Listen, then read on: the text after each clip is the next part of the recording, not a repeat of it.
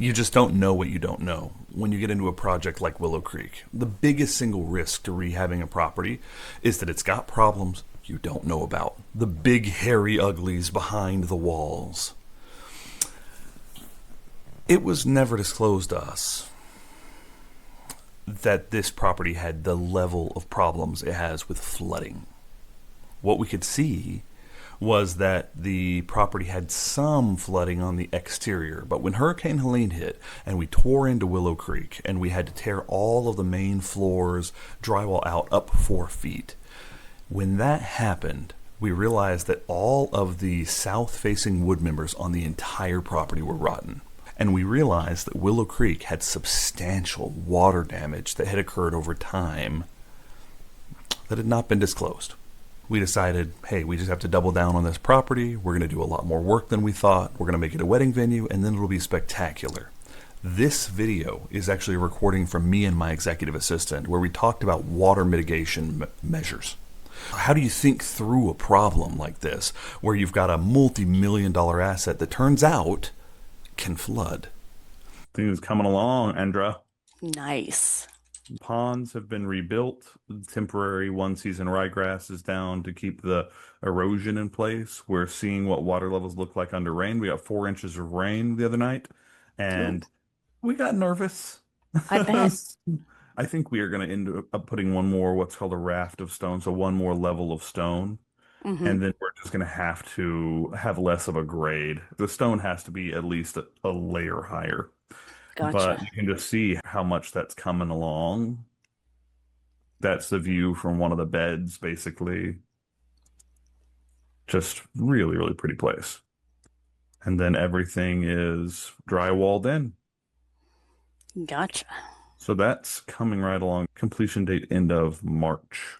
And then we'll have a dry run and we'll have a whole ton of pictures. Very nice. Very nice. Yeah, so it's coming along. They are cruising along. And here's something crazy and stupid. So we considered raising Willow Creek, like lifting Willow Creek. Wow. Just because it would be easier to lift it 2 or 3 feet and never worry about flooding again. Yeah. But in order for us to lift Willow Creek, the county requires that we first have a FEMA study. Right. So they're saying, even if you're going to lift it 5 feet, you have to get a FEMA study before you can lift it. And so because the FEMA study is so onerous and expensive to get and takes so much time and could complicate things so much, we just left it where it is, which increases the probability that it will flood again. There should be no FEMA study required to lift a building. If they're trying to avoid flooding, you should just be able to lift it. I talked to Maria, I was like, why didn't we lift it? And she's like, well, would it require a FEMA study? I was like, to lift the thing? And she's like, yeah. I was like, this is dumb. We would have lifted it enough that there's no questions asked. Like, lift it 3 or 4 feet. But, yeah. I need you to take this one. Okay. This one is our Aqua Dam inquiry. The long and the short is, do you know what an Aqua Dam is? Isn't that the big wall thing that they put around hospitals and stuff during floods? Yes. Okay. It's like a big, huge garden hose, Oh, right? that's so cool. Yeah. And the idea behind it is if you have flooding, it just keeps the flooding away from your property. It's like 1,000,000,000 sandbags. And you literally just fill it with water.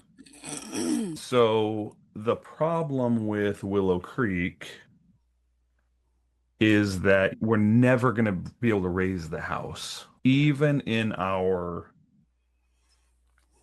conversations, we were willing to raise the house, but we can't raise the house without doing a FEMA study. And so it's like, hey, we were willing to address this and just raise it just so we didn't have to worry about it.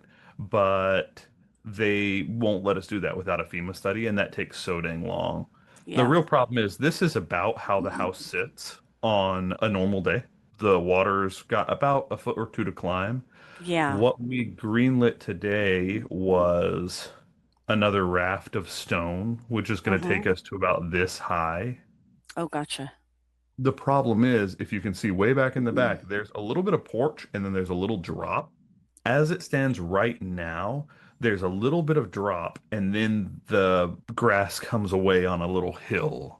By adding that extra foot, it's going to mean that our grade is going to have to start at porch level and then grade away. And so we're not going to have another break, right? If it gets over the Huh. water, it's gotten over the water. Now, another foot or two of rocks here, what we've really done beyond anything is we're just trying to mitigate as much as possible. Mm-hmm. And what we saw last storm is that we had 3 to 4 inches in a day, and it was like here.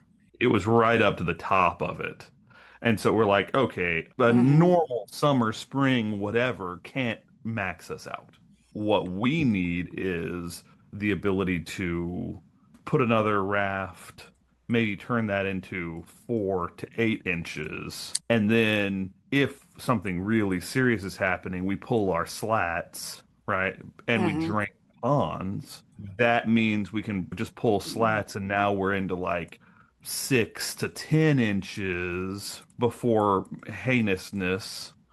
And then if we really see something major coming, we pull our slats to the Close. limit right now. And so an aqua dam is something that we need for like Hurricane Helene, put a big, huge garden hose across the whole front of the thing, fill it with water, and come what may. But that's not something we can roll out all the time because it's just going to be man hour intensive. Mm.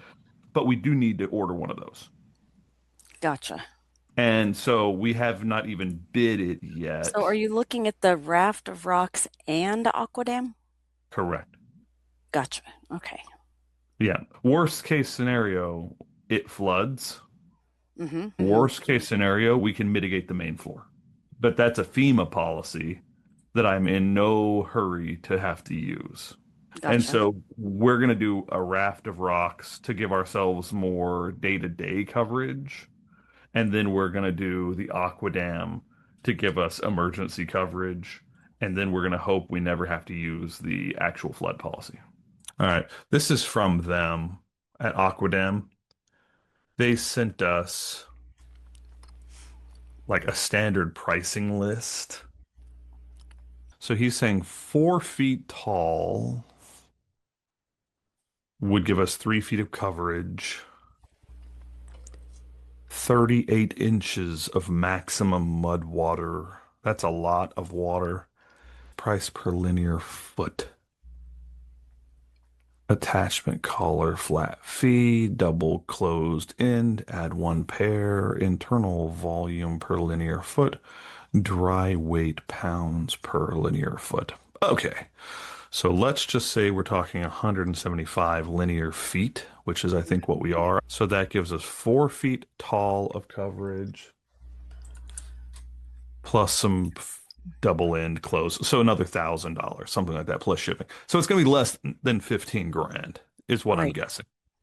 And for less than 15 grand, that would be a bargain every day of the week. Because if we have bad weather, I believe we put on another raft of stone just to give ourselves more protection before we need to roll out an aquadam. Because Mm-hmm. aquadam creates its own problems. Like, are we going to kill all our grass if it's up? Do Maria and I have to roll out there? Do you know how heavy is a dry aquadam that's 175 feet long? Do I have to have like a little tractor with a forklift on it? Do I have to store it on Right. pallets? Like, it creates all these logistical nightmares. But we'll get there. We'll figure that one out. It has to be an extra 4 feet of coverage. That's the right thing to do, even if it costs us 15 grand, even if we only use it once a year, twice a year. If we use it once every couple of years, it's still going to be worth it. If you enjoy this is a super behind the scenes view of how we mitigate risks on a multi-million-dollar rehab that has water issues and the things we can't change and the things we can change. If you enjoy this video, like and subscribe, follow along. You'll get to see me and my wife build a bunch of companies and try to think our way through some of the biggest, craziest challenges we've ever run into. If you like that, follow along. Much love.